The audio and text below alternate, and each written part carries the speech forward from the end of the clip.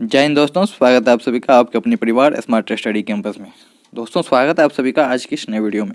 जैसा कि आप लोगों को पता होगा कि समान ज्ञान की प्रैक्टिस सेट स्टार्ट कर दी गई है, जिसमें कि पहला एपिसोड हम लोग देख चुके हैं।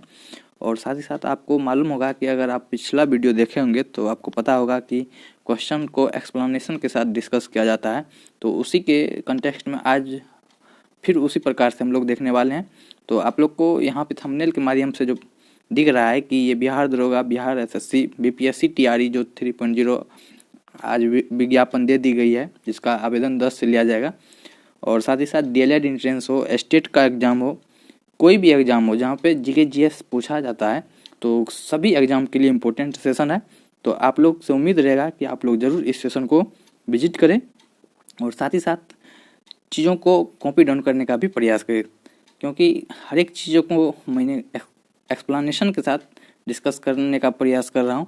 और साथ ही साथ आप लोगों के लिए जीके जीएस कहीं ना कहीं बेहतर वे में तैयारी हो सके, उसके लिए मैं ऐसा प्रयास कर रहा हूँ। तो आप लोग ज़रूर सपोर्ट कीजिएगा। और साथ ही साथ जो भी भाई बंधु चैनल पे नए विजिट कर रहे हैं तो चैनल को ज़रूर सब्सक्राइब कर लीजिएगा और साथ ही साथ वीडियो को लाइक कर लीजिएगा, साथ ही साथ शेयर भी कर दीजिएगा।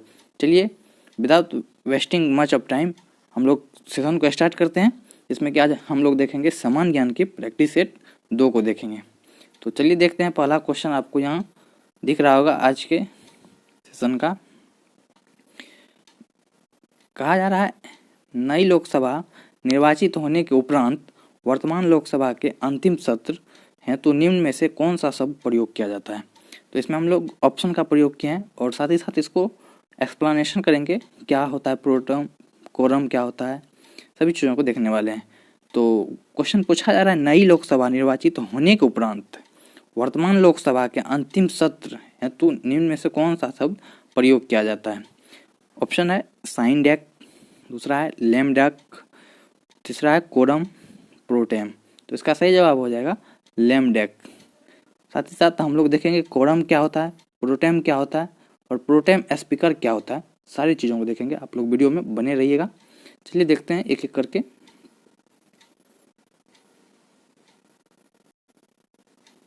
देखिए, कोरम आप लोग सुने होंगे, अगर आप लोग थोड़ा सा भी पॉलिटी पढ़े होंगे तो उसमें कोरम के बारे में ज़रूर सुने होंगे। तो कोरम जो है ना, ये प्रत्येक सदन में, तो प्रत्येक सदन क्या होता है, जैसे लोकसभा हुआ, राज्यसभा हुआ, विधानसभा हुआ, विधान परिषद हुआ, ये सब क्या है, सदन है। सदन में पीठासीन अधिकारी समेत कुल सदस्यों का जो है 10वां हिस्सा कोरम कहलाता है। यानी कि कोरम क्या होता है, कुल सदस्य का 10वां हिस्सा, यानी कि 1/10। जैसे मान लीजिए 50 है तो कोरम निकालना है तो इसका 1/10 निकालेंगे, तो यानी कि 5 सदस्य जो है ये कोरम कहलाएगा। तो उम्मीद करता हूँ कि आप लोग कोरम को समझ गए होंगे। चलिए नेक्स्ट देखते हैं, इसमें अब प्रोटेम क्या होता है।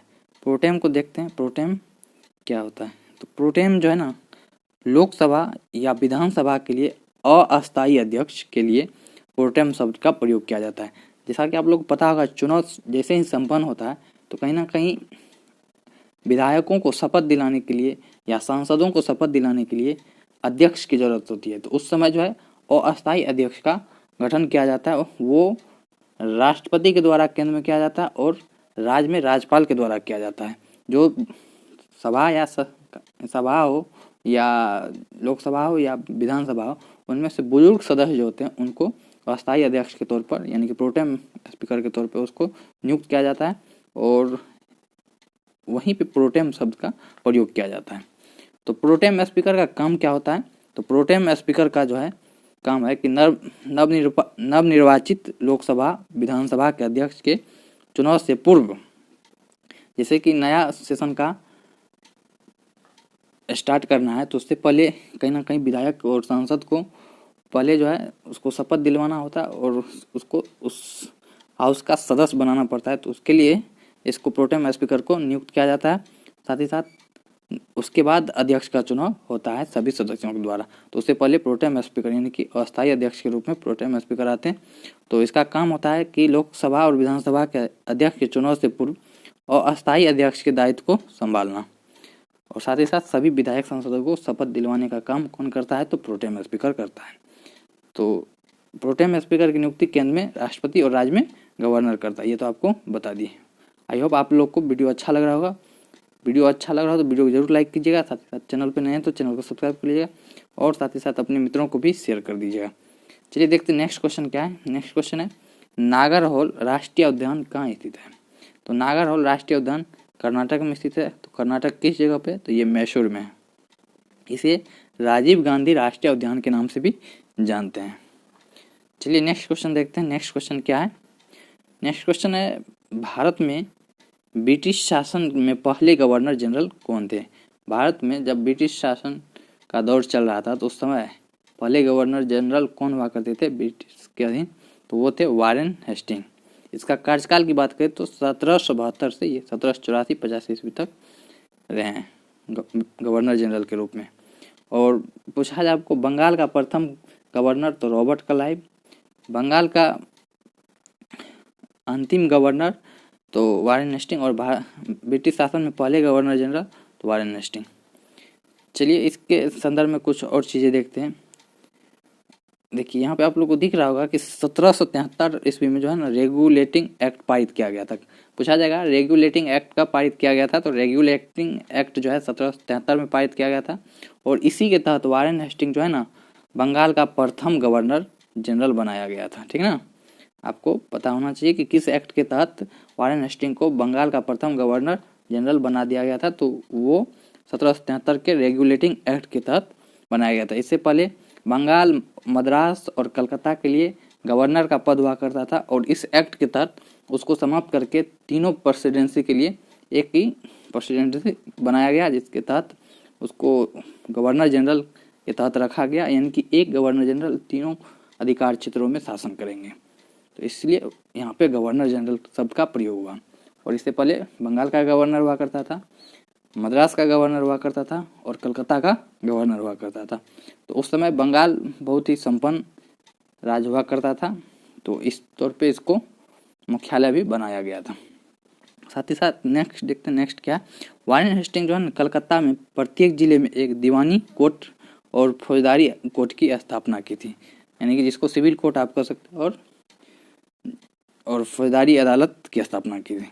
साथ ही साथ इन्होंने 1781 में कलकत्ता में जो है ना कलकत्ता मदरसा की स्थापना भी की थी।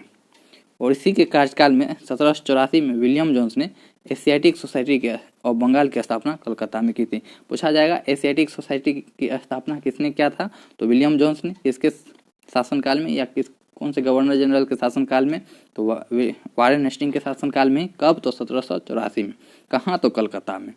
और साथ ही साथ 1791 में जो है ना इसी के शासनकाल में जोनाथन डंकन ने बनारस में संस्कृत विद्यालय की स्थापना की थी।